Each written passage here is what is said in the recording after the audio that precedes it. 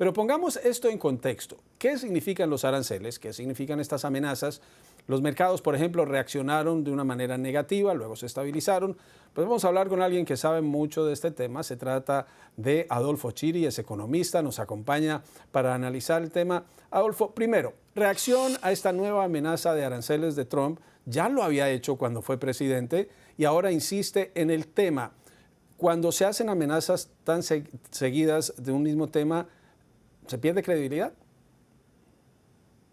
Es probable, pero recordemos, todavía no es presidente. Está hablando el presidente electo. Y cuando él tome las decisiones como presidente, probablemente estemos conversando en otros niveles, especialmente porque cuando él asuma la presidencia va a encontrarse con una realidad que probablemente hasta ahora no la conoce. Cada gestión presidencial tiene su propia forma de manejar la economía y la política, especialmente la política exterior, y esos pequeños detalles pueden hacer gran diferencia. Ahora bien, los aranceles son un impuesto a las importaciones y el efecto de los aranceles es que las cosas importadas se encarecen en el mercado doméstico. De manera que si ponemos aranceles del 25% a todos los productos que vienen de México y que vienen de Canadá, vamos a hacer que el consumidor de los Estados Unidos tenga que pagar más por esos productos. Naturalmente, que siendo un instrumento de política económica el arancel, tiene que haber medidas compensatorias que permitan proteger al consumidor y hacer que ese manejo sea menos oneroso para los consumidores. Sin embargo, en el contexto que el presidente electo Trump está amenazando con elevar aranceles, parece ser que no está usando el instrumento de aranceles como un instrumento económico, sino como un instrumento geopolítico, porque de lo que se trata es de poner condicionantes a los aranceles que él supuestamente subiría, si en tanto esos países no cumplen con los requisitos que él está exigiendo. Entonces el panorama es mucho más amplio que de la visión estrictamente económica. Claro que desde el punto de vista económico habría una disrupción tremenda en las relaciones comerciales entre Estados Unidos y sus socios comerciales. Ahora, Adolfo, una pregunta sencilla y básica. ¿Quién paga los aranceles? Si Estados Unidos le impone aranceles a los productos que vienen de China o de México, ¿el gobierno de China o el gobierno de México o el gobierno de Canadá pagan esos aranceles y le entran al tesoro estadounidense? No, los aranceles los paga el consumidor nacional, el consumidor de los Estados Unidos.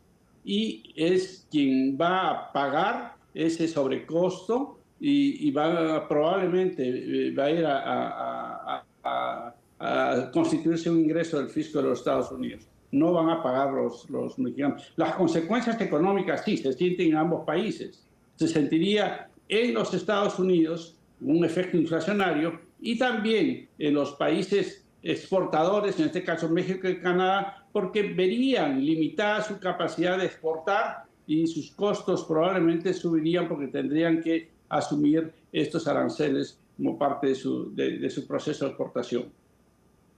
Escuchamos la respuesta de la presidenta Sheinbaum y fue un tono muy diferente al de Andrés Manuel López Obrador en 2019, que buscó conciliar, hubo delegaciones y había una figura clave que era Jared Kushner, el yerno de Trump, quien participó en las negociaciones y tenía contacto directo con los mexicanos. Pero Sheinbaum le ha dicho, usted nos pone aranceles, nosotros vamos a responder. Canadá puede hacer lo mismo.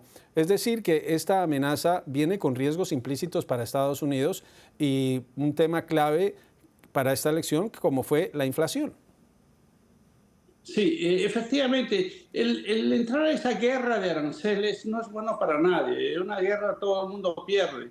El problema es que con la relación de México, por ejemplo, hay una relación muy especial. Se ha tratado de desviar toda la inversión que había en otros países, especialmente en Asia, hacia México por la cercanía geográfica, y eso abarataba la producción, especialmente de vehículos, por ejemplo.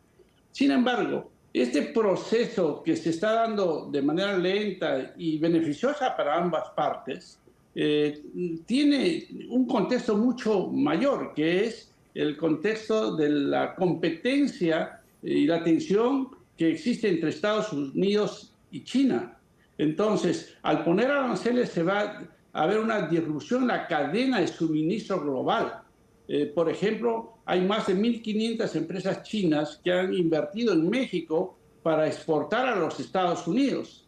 Naturalmente, si hay una tensión comercial y una tensión geopolítica entre los Estados Unidos y China, Estados Unidos no ve con buenos ojos de que aprovechando del convenio de libre comercio que existe en Norteamérica entre Canadá, México y los Estados Unidos, las empresas chinas se estén beneficiando de este acuerdo comercial y estén exportando sus productos como si fueran mexicanos a los Estados Unidos. De manera que estos son elementos que están en van a encontrar y van a surgir como elementos a negociar seguramente si en casos se ponen aranceles y así no se pongan aranceles.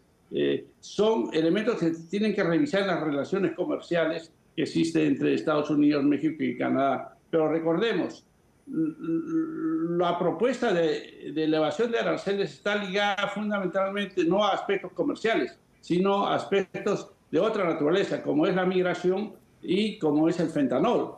Entonces, eso me hace pensar de que probablemente el presidente electo esté tratando de sentar a la mesa de negociaciones a los dos socios comerciales para probablemente tener una mejor posición para negociar su punto de vista.